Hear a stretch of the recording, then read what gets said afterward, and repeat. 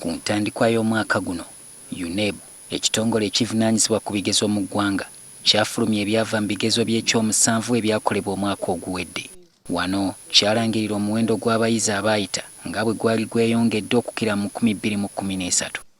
Ku bayizi 6,497 abaakola ebibuuzo bino, abayizi abasoba 5,000 baasobola okubikuba obudinda.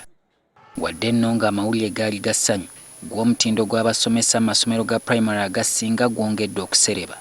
UNEB ng'eyita mu ttabi lyayo erya National Assessment of Progress in Education NAPE ekoze okunoonyereza okuzudde ng'abasomesa ba pulayimale bangi bwe beetaagira ddala okuddayo ku ssomero ebintu babikaze buto.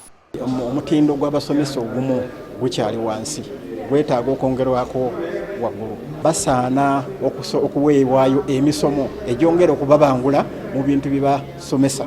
NAPE egamba nti kyewuunyisa okuba nga abasomesa bangi ebibuuzo ate bye babuuza abayizi baabwe nabo bennyini tebasobola kubitta. Abamu tutegeezeddwako nti ebibuuzo bye bawa abayizi bagula bigule olw'obutamanya biki byakubabuuza. Oyinza okuba ng'osomesezza abaana ng'olina w'otuuse, kyokka n'ogenda ogula ekibuuzo ng'oli yatuuka ate ye n'ayisa ggwe w'oba wakoma. Kati ekibuuzo ekyo kiyinza okubeeramu ebintu abaana bwe by'otannaba kubasomesa. Bw'okibawa abaana bayinza okugwa.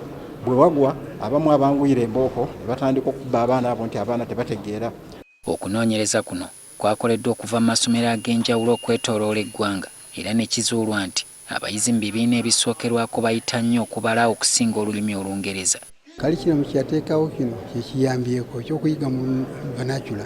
Kuba basomesebwa mu nnimi zaabwe banguwa nnyo okutegeera ebasomesebwa.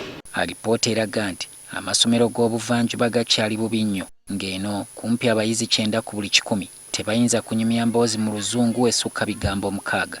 Actually, Busoga is suffering most. Busoga sub-region. Amasomero g'obwannannyini kyerambise bulungi nga bwe gakyayavuza gannaaga aga gavumenti, so nga agamu ebitabo bye geeyambisa okubangula abaana b'eggwanga byava dda ku lukalala lw'ebisomesebwa oba kaliculamu. Solomon Kaweesa, NTV Akawungeezi.